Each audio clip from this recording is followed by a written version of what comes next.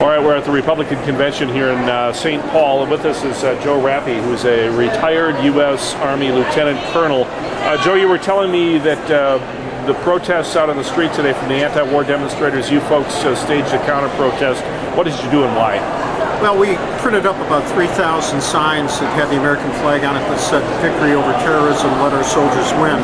And we did it for one reason. We wanted today, when our armed forces, our men and women serving, defending freedom throughout the world, see the activities here at the RNC, that they see something other than protesters, that they actually see patriotic Americans that are stepping forward and showing their support to our military and their mission.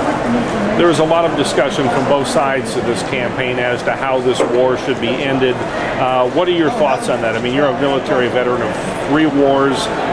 What do you think should be done to bring this to the quickest conclusion it can be brought to? Well, I think they're doing it. The surge has worked. The Iraqis have stepped up. We've been able to buy them time for them to prepare their military and their police forces to handle the problems that they have. We've chased Al-Qaeda out of Iraq for all practical purposes, and I think you're going to see probably by the end of 2010 a very small footprint of American military in Iraq. What do you think John McCain brings to this? Obviously a senator who has military experience, was held as a POW. What does that background of his bring to the discussion concerning not only the war in Iraq, but the war against terrorism? John McCain has experience and sacrifice for this nation, unlike virtually any president that has held the position.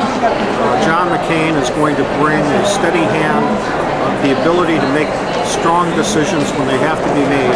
More importantly, he knows what our men and women in uniform are sacrificing every day and what their families are sacrificing.